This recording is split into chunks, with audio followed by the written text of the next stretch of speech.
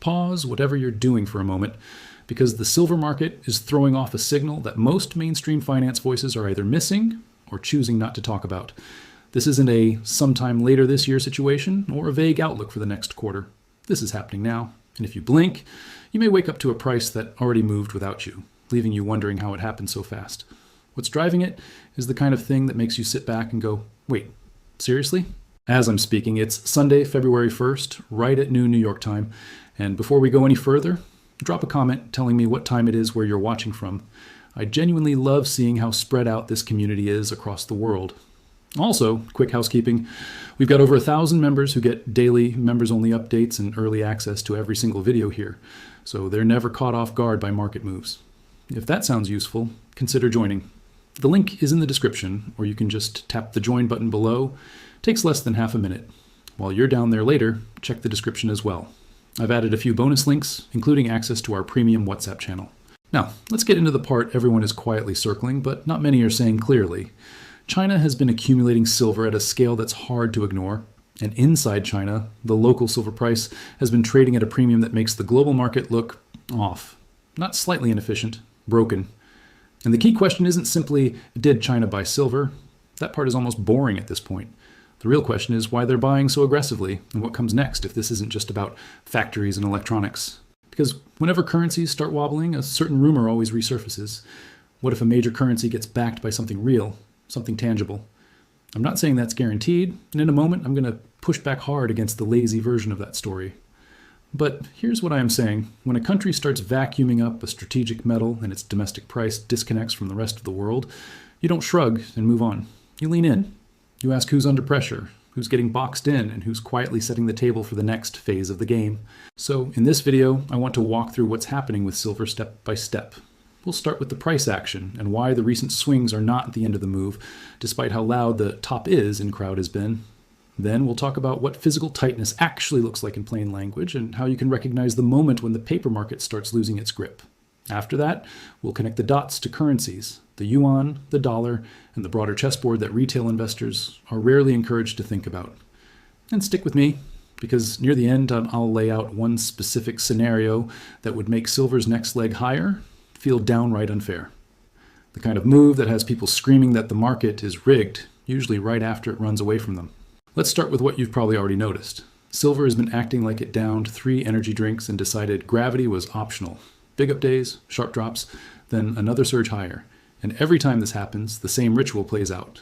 Someone posts a chart, slaps on a dramatic caption, and confidently declares that the run is over. Peak silver. Get out while you can. You've seen it, I've seen it, and the funny thing is, the market has absolutely no respect for their certainty. What actually matters isn't the drama, it's the structure. When a market truly tops, it doesn't just get volatile, it loses its bid. Buyers disappear, rallies get sold into aggressively, and every bounce feels weaker than the last. But when a market is being pulled by real-world demand, you can get wild swings and still have a solid floor underneath. Why? Because actual users and actual hoarders show up on dips like it's a clearance sale. So when you look at the last few weeks, the right question isn't, did silver swing? Of course it did. The better question is, did it break? And so far, the answer is no. Each hit has attracted buyers faster than the doom crowd expected. That's your first clue that something bigger is going on. The second clue is the story being pushed to explain the volatility. This is where you need to stay sharp. There's always a neat, tidy narrative ready to go when emotions are running hot. An index rebalance, a fund rolling positions, a big institution adjusting its exposure. And suddenly, the message is, brace yourself, a tidal wave of selling is coming. Let's be fair for a second. Scheduled flows are real, and they can move markets in the short term. That part isn't fake. But here's where things get slippery. The narrative gets weaponized. It's amplified, repeated, and aimed directly at retail investors, usually with an air of smug certainty. The story becomes bigger than the actual event. The event is a pebble. The story is a boulder dropped right on your confidence. Here's a simple filter that helps. When you hear a warning that sounds urgent, ask yourself, urgent for who? If it's everywhere, aimed at regular investors and delivered like it's for your own good, chances are it's not about protecting you. It's about shaping your behavior. Because when everyday people buy physical silver, that metal leaves the game. It's not sitting in someone else's vault earning them fees. It's not easily rehypothecated. It's not a number on a screen that can be multiplied with leverage. It's a real object that has to be mined, refined, shipped, and delivered. And when enough people do that, the paper structure starts to feel very uncomfortable. So yes, you'll hear about selling pressure. You'll hear about inevitable corrections. Risk is real and should be respected. But letting someone else's fear campaign become your financial strategy is a mistake. Now let's talk about China, because this is where things get genuinely interesting. One detail that often gets overlooked is that silver has deep monetary memory in China. For centuries, it functioned as everyday money. That cultural reflex doesn't vanish just because the financial system modernized. Add to that the industrial reality. Silver is still a critical conductor in high-end electronics, power systems, and energy infrastructure where performance matters, and substitutes don't cut it. Recent filings and trade data show that silver-bearing concentrates and refined silver flows into China have remained elevated even as other imports cooled. That's not panic buying. That's planning. That's a buyer securing continuity. And this is why the premium matters so much. When you see shortages, they often appear first in odd places. Smaller bars, niche components, delivery delays, sudden jumps in local premiums that seem to come out of nowhere. In China, the domestic silver price has been trading above the global price by a margin that isn't normal. A big premium is the market shouting, "We want the metal here." That premium pulls supply. It creates arbitrage. It highlights the gap between what people can click buy in the West and what people are willing to pay where the metal is actually needed. Based on recent market updates, physical demand has been intense, and local pricing has repeatedly signaled tightness. And this isn't just about investors stacking bars. A huge chunk of silver demand is industrial. Electronics, energy systems, soldering, chemicals, and solar manufacturing. Silver isn't a cute collectible. It's a utility metal with a long memory as money. And here's the part many people miss. Industrial demand doesn't need to explode for prices to explode. It just needs to be stubborn. If the world has built systems that require silver and supply can't respond quickly, you get squeeze dynamics. Add investment demand on top of that, and prices can move faster than logic because the supply chain is slow and the paper market is leveraged. Now, when people hear that China is buying silver, some immediately jump to the idea of a silver-backed yuan. Slow down. This is where the story can drift into fantasy.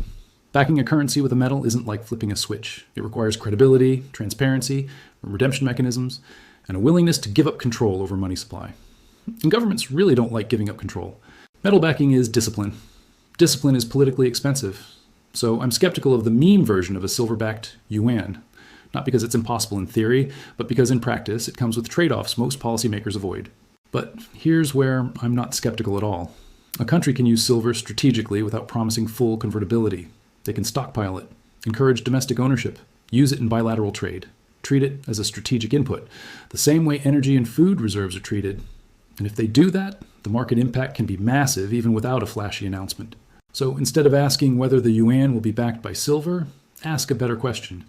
Are they trying to reduce vulnerability to the dollar-based system? Because that system isn't just about currency. It's about settlement rails, sanctions risk, payment messaging, and the power to freeze or block. If you're a major country and you don't like that vulnerability, you diversify. You build alternatives. You hold assets that aren't someone else's liability. One of the reasons silver keeps showing up at the center of these conversations is simple. Historically, it's been the kind of asset that doesn't depend on anyone else keeping a promise. It's not issued by a government, it's not backed by a balance sheet, and it doesn't require faith in an institution to exist. It's just there, a thing. And in periods where confidence gets shaky, that distinction starts to matter more than people expect. Now, let's zoom back into the price action, but do it in a way most commentary doesn't. Instead of getting hypnotized by surface-level chart patterns, compare what's happening now to past blow-off tops with some discipline. In earlier cycles, when silver peaked, it often followed a familiar script. A rapid surge driven mostly by speculative fever, followed by a hard collapse once momentum cracked. There simply wasn't enough real demand underneath to absorb the selling when the music stopped. This time, the behavior looks different. In markets driven by physical tightness, pullbacks can still be sharp, even ugly, but they tend to get bought. Why? Because actual users and long-term accumulators don't see dips as danger. They see them as supply opportunities. The real tell isn't the spike itself, it's what happens after. Do prices roll over and bleed lower for weeks? Or do they stabilize above key levels and attract buyers faster than expected? So far, we've seen the latter. That doesn't mean silver can't correct. It absolutely can, and it will. Nothing goes straight up forever. But corrections in structurally tight markets are usually violent, short, and frustrating. They exist to shake people out before the trend resumes without them. That's why basing decisions on vibes, headlines, or social media panic is a bad idea. Structure and fundamentals matter more. So let's talk about the fundamentals that actually count. First, physical availability versus paper claims. When paper claims on silver keep expanding while deliverable supply tightens, you create a pressure cooker. It doesn't explode every day. It builds quietly until one day, it doesn't matter how confident commentators sound, the price gaps because real metal is needed. Second, near-term tightness signals like leasing rates and premiums for immediate delivery. When buyers are willing to pay extra to get silver now instead of later, that's not noise. It's the market pricing urgency. It's not the only signal, but it's one of the cleanest. Third, inventories that can actually be delivered. Not total theoretical stockpiles, not metal that exists on paper, but what can realistically be moved against obligations. When that number shrinks relative to promises, the system becomes fragile. And fragility is what drives the biggest moves because markets don't price fragility smoothly. They price it suddenly. Now here's the part people don't like hearing. High prices can hurt demand. If silver gets expensive enough, solar manufacturers will thrift, redesign, substitute, or delay. Electronics companies will optimize usage. That's real, and it's a reason volatility doesn't go away. But there's another side to that equation. Substitution takes time. Engineering changes are an instant. Supply contracts are sticky. Production lines don't just pause and restart without cost. So the demand response lags, and that lag creates a window where prices can run far ahead of what feels comfortable for industry. That's why you're seeing stress in sectors that rely heavily on silver, and why China's domestic market paying a premium matters so much. If that premium persists, global supply will be pulled toward it. That tightens availability elsewhere, which feeds back into the price. It's a loop, not a one-off event. Now bring gold into the conversation, because you can't really talk about monetary metals without acknowledging the heavyweight. Gold has been in a long-term trend of meaningful official sector buying, even if the monthly numbers fluctuate. Every time the pace slows, the narrative immediately flips to, see, it's over. But when you look at the trend in value terms and the broader push toward reserve diversification, it's hard to argue the incentive disappeared. Currencies are being managed aggressively. Debt levels are enormous. Purchasing power has been steadily squeezed. In that environment, governments and central institutions naturally gravitate toward reserve assets that aren't someone else's liability. That's not a conspiracy. That's just incentives doing what incentives do. Gold holds that role, but silver is the wild card. It sits at the intersection of industry and money. Most of the time, it trades like a commodity. Then, confidence cracks somewhere, and suddenly it trades like a monetary metal. When that switch flips, the move can be dramatic because the market is smaller and inventories are thinner relative to potential demand. This brings us to the currency discussion. And stay with me here because this is where a lot of explanations get lost. The dollar is strong for a reason. It's used everywhere. It's liquid. It's the default settlement currency for huge amounts of trade. The financial system is built around it. But strength is not the same thing as stability. A currency can remain dominant and still lose purchasing power over time. Dominance and value are not identical concepts. So when you hear the dollar is strong, ask a follow-up question. Strong against what? Another managed currency? Or strong in terms of what it actually buys in the real world? Because most people don't live in currency pairs. They live in groceries, rent, energy, and durable goods. Now connect that back to China. If China wants to reduce reliance on the dollar system, they don't need to overthrow it overnight. They just need optionality, the ability to settle trade in other units, the ability to hold reserves in other forms, reduced exposure to dollar-centric choke points. Metals fit into that strategy as neutral reserves.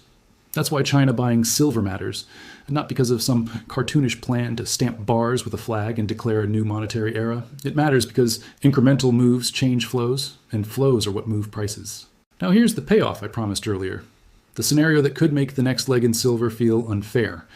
If China's domestic premium remains elevated and global inventories that actually matter for delivery continue to tighten, you could see a breakdown in how prices are discovered. In that environment, the paper market becomes less relevant to the physical market. And when that happens, you don't get smooth adjustments. You get gaps. You get sudden repricing. You get charts that look broken because something did break, the assumption that the paper price is the true price. In calm times, paper leads and physical follows. In stress times, physical can lead and paper has to chase. And if that dynamic takes hold, silver can move in ways that leave people stunned, usually right after they sold because it looked risky. Now, before anyone gets carried away, a reality check. Markets can stay volatile and weird longer than you expect. Hype can destroy you if you size poorly or chase moves. This isn't a go-all-in speech. It's a pay attention and think clearly speech. Which brings me to the counterpoint, because living in an echo chamber is dangerous. China's buying could be far less about monetary strategy and far more about industrial supply chain management. If you're a manufacturing-heavy economy with massive silver inputs, securing feedstock makes sense. Importing concentrates, keeping refining lines running, buffering against disruptions. That's practical, not revolutionary. And if the buying is purely industrial, it could be price sensitive. At some point, high prices might slow purchases and cool premiums. That's a real possibility. So don't marry one narrative. Watch behavior, watch premiums, watch delivery signals, watch whether substitution actually reduces tightness or whether it's mostly talk while the metal keeps disappearing. And speaking of metal disappearing, let's talk about what happens when investors decide they want physical instead of exposure. Buying paper is easy. Click, done. No storage, no shipping, no friction. But when people demand physical, the system gets tested. Mints back up, dealers widen spreads, delivery times stretch, premiums decouple from spot. That's another sign you're not in a normal market. If you're asking yourself what to do with all this, start by answering one question honestly. What game are you playing? Trading or position building? Traders need risk controls, stops, and the humility to accept being wrong. Position builders care about accumulation zones, thesis integrity, and not getting shaken out by noise. Most people mix the two, and that mismatch is where accounts go to die. Finally, zoom out to energy and currencies for a moment, because they matter here too. The simple story is oil is priced in dollars, therefore dollars are valuable. There's truth in that, but it's incomplete. Over time, the value of a currency depends on supply relative to demand for holding it, and confidence that purchasing power will be protected. If supply grows faster than demand to hold, value erodes. That erosion shows up as higher prices for scarce things like energy, land, and metals. Now imagine a world where energy trade becomes more flexible in settlement, not abandoning the dollar, just adding alternatives. Even small shifts matter at the margin. The dollar system is massive, and marginal changes move flows. That doesn't crash the dollar overnight. It changes the slope. And metals tend to respond to slope changes. So when you see China accumulating silver, don't isolate it. Place it in the context of multipolar trade, reserve diversification, and efforts to reduce dependence on a single system. And here's the quiet risk inside all of that. If the dollar stays dominant, but real rates fall and liquidity ramps, cash savers get squeezed from both sides. And that's usually when hard assets start attracting attention again. There's a strange moment in every long cycle where the headlines keep saying everything is fine. The currency looks strong on paper, and yet your real-world purchasing power quietly erodes. Groceries creep higher. Energy costs don't really come back down, and big purchases feel heavier than they used to. That's usually when people start looking for stores of value, not because they're chasing excitement, but because they're exhausted from losing slowly and politely. This is where I want to introduce a way of thinking that doesn't get nearly enough attention. Ratios. Instead of obsessing over the dollar price of silver in isolation, start comparing it to other scarce things.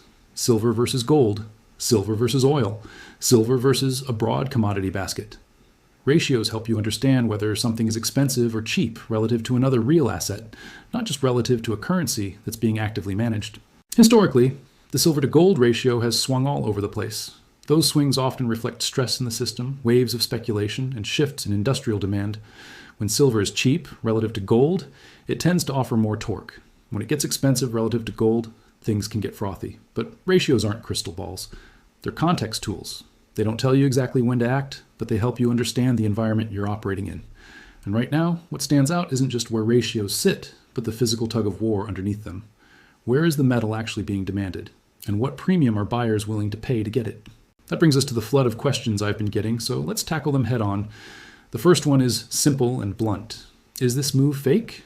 Is it just speculators piling in before a collapse? The honest answer is yes, there is speculation. Of course there is. Markets don't move without it, but speculation alone doesn't automatically make a move fake. The real distinction is whether speculation is riding on top of genuine tightness, or whether hype is the entire foundation.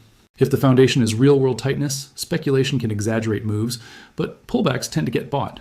If the foundation is pure narrative, pullbacks turn into avalanches because there's no underlying bid. So instead of arguing about fake versus real, watch how the market behaves on weakness. If dips keep getting absorbed and physical premiums stay elevated in places that actually take delivery, that's not just a paper story. The second big question is whether China buying silver means everyone should rush in. No. And let me say that clearly. Rushing is how people lose money. The market has a long history of punishing urgency. If you want exposure, build it thoughtfully. Scale in, decide your risk ahead of time. Don't let a headline shove you into an emotional decision you'll regret the next morning. And I'll flip this one back to you. Do you think China's silver buying is mostly about industrial stockpiling, or do you think it's part of a broader strategic or monetary play? There's no prize for guessing right, but your reasoning matters. Drop your view in the comments. Another question I keep seeing is about what happens if some form of backing actually happens. If a major economy credibly links its currency to a hard asset in a way markets trust, psychology can shift very fast. And psychology is a multiplier. It can change reserve behavior, influence capital flows, and alter demand for stores of value. But credibility is everything. Without clear mechanisms and trust, it's just branding. That's why I'm not sitting around waiting for an announcement. I'm watching behavior, gradual diversification, strategic stockpiling, and signals from the physical market.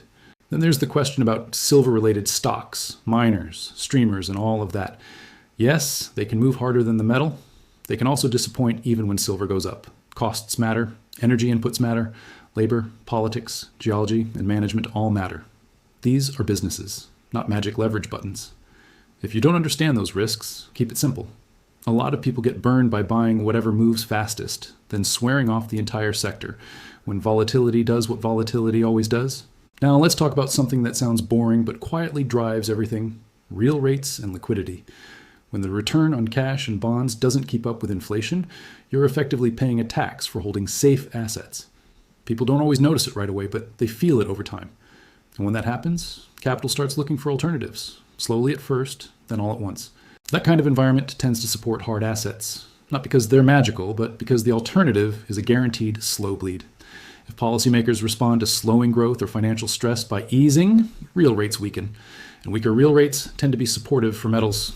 So even when headlines are noisy and confusing, the background conditions can still quietly line up.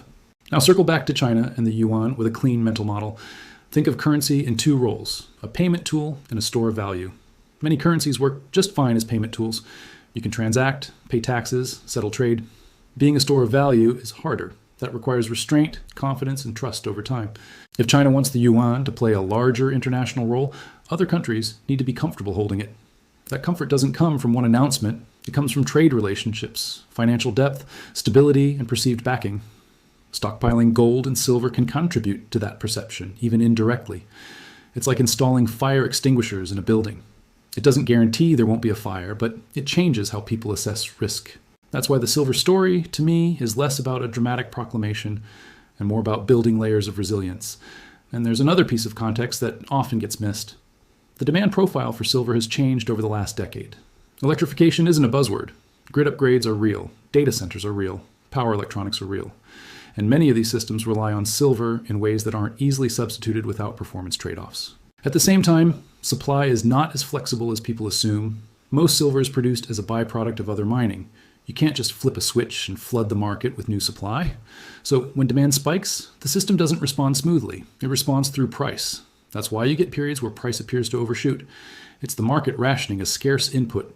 Retail behavior also matters, especially in Asia. In many cultures, buying physical metal isn't speculation, it's savings. That kind of demand can be sticky. And when a domestic market is willing to pay up, global flows adjust. That's why premiums are so important. They act like a compass, showing you where the pull really is. Now, let's address the fear that always shows up right after a video like this. What if you buy and the price drops tomorrow? It can, it might. And if your plan can't survive that possibility, then you don't have a plan. You have hope. Think in terms of tranches, think in ranges. Decide ahead of time what you'll do if price runs and what you'll do if it dips. Don't make those decisions in the middle of stress. I also want to touch briefly on paper market manipulation, because this topic gets emotional fast. Yes, paper markets influence price discovery. Yes, leverage exists. Yes, incentives matter. But not every down move is a conspiracy, and not every rally is the big one. If you treat every candle like proof of a secret plan, you lose the ability to think clearly. Focus instead on what's hard to fake: delivery stress, persistent premiums, and the behavior of physical users. Those signals are harder to sustain artificially because they involve real metal and real logistics. The reason I'm spending time on this instead of yelling to the moon is simple. The goal isn't to hype you, it's to keep you in the game long enough to benefit if the thesis plays out. Hype gets clicks. Discipline keeps accounts alive. For those who want deeper dives, we do have members-only content with more research and detail produced by a separate team. If that's something you want, the link is in the description. So, let's land this cleanly. Silver isn't moving in isolation. It's moving in a world where supply chains are stressed, industrial demand is real, and trust in paper promises isn't what it used to be. When China's domestic market pays a premium, that's a loud signal of urgency. Whether that demand is industrial, strategic, or a mix, the effect can be the same: tighter global availability and pressure to reprice. The yuan question isn't about a fairy tale silver standard. It's about how countries reduce dependence on systems that can be used against them. Metals are one tool in that process, and when those tools get used, markets respond. Here's the final thought. The biggest moves in silver rarely happen when everyone is excited. They happen after boredom sets in, after volatility shakes people out, after the crowd declares it's over. Then the market moves because the underlying tightness never left. So watch the premiums, watch delivery signals, watch how dips behave, and don't let loud voices trade your account for you. If you got value from this, drop a comment with the time you're watching and tell me what you're watching most closely in silver right now. And just to be clear, everything here is for education and discussion only. I'm not your financial advisor. I don't know your situation. And I'm not telling you to buy or sell anything. Do your own homework. I'll see you in the next one.